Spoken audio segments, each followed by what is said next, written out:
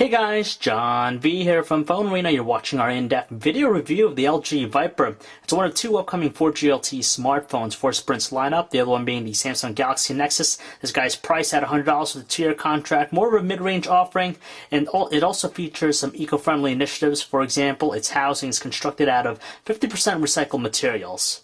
Much like some other eco-friendly smartphones we've checked out in the past, the design of the LG Viper isn't all that stellar. It's a little bit on the bland side and very conventional looking.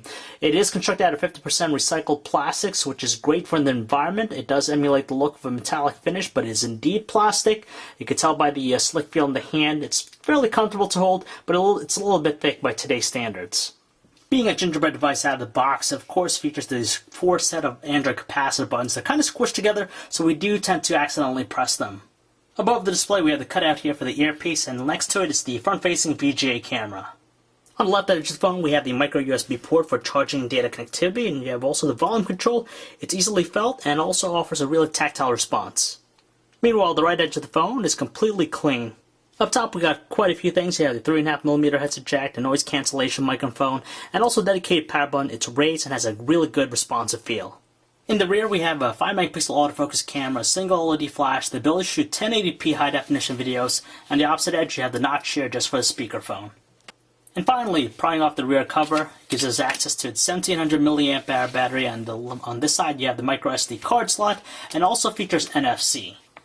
Interestingly enough, LG doesn't classify the display on the LG Viper 4G LTE as a Nova display. Rather, it's just only a 4-inch WVGA IPS panel here. So you do get those great things associated with IPS displays. For example, wide viewing angles. You have some natural-looking colors and a good brightness output. 700 nits here, so it's extremely visible even in outdoor conditions. With WVGA resolution, of course, not the highest thing out there, but for its size, the 4 inches, it makes for decent pixel density. We can make out fine text, no problems at all, and still one attractive looking display. Much like some of the other handsets on Sprint's lineup, the LG Viper 4G LTE boasts the Sprint ID packs, which gives you a little bit different personalization in the form of various wallpapers and preloaded applications.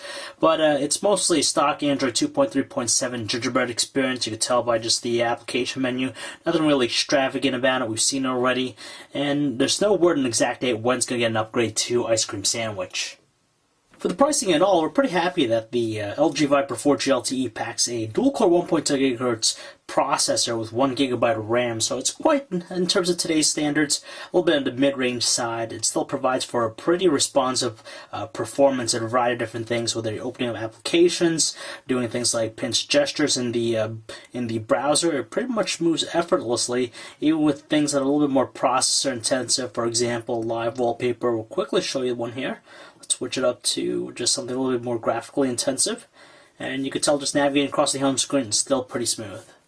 Naturally, we've been spoiled by devices with very large displays, but with the LG Viper 4G LTE with its 4-inch display, we're a little bit more cautious just because the layout, the overall size of the buttons are a little bit on the small side. We like the responsiveness, but yet again, we just gotta tread carefully just because we could accidentally press something just due to the smaller layout of the keyboard.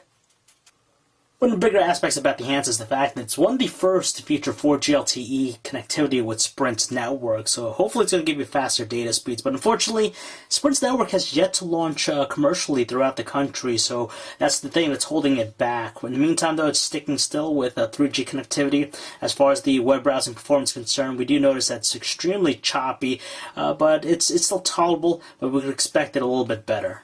When it comes to listening to music, of course, we're given the stock gingerbread music player, so nothing really stellar about its presentation. It's very conventional by today's standards. And as far as the audio quality with its single speaker, average volume output, but it tends to sound a little bit on the sharp side, and there are no equalizer settings.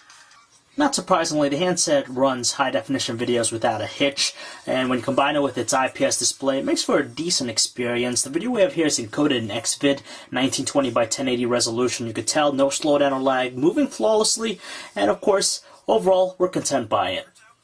Take a look at some of the images produced by the handset's 5-megapixel autofocus camera. We're not wowed by them, just because it produces a distinguishable color, cooler color reproduction, which tends to cast a bluish tint in almost every shot, indoors and out. But though at outdoor shots, it does take some pleasant-looking visuals. But indoors in the low lighting, you notice more graininess, some noise, and also some bland color. So overall, we're not excited.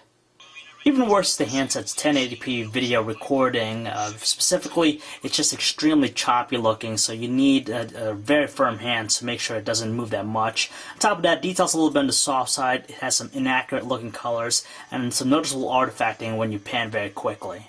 Now, we didn't have any issues hearing our callers through the earpiece just because the volume output seems to be strong, but voices have a noticeably crackly tone to them.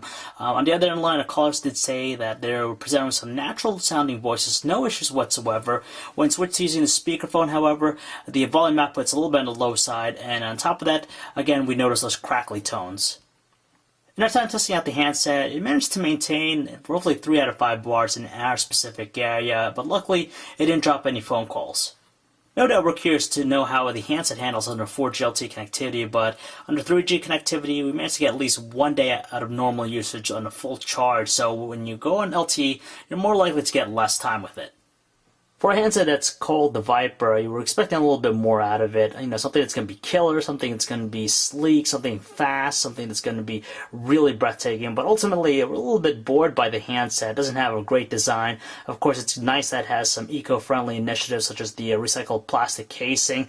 Yeah, modest specs and also a great price point, $100, so more than affordable. It has also LTE connectivity, but unfortunately, the network has yet to launch commercially, so you're still missing out on that right now for a good chunk of the people in the US. But all in all, you know, the LG Viper 4G LTE, if money is a concern, then you definitely want to choose this guy. But if not, we suggest probably using that money to pick up either the Samsung Galaxy Nexus, or if you could wait longer, the HTC Evo 4G LTE when it comes out. So if you'd like to learn more about the device, guys, you can check out our website, phonearena.com. This is John V. Thanks for watching.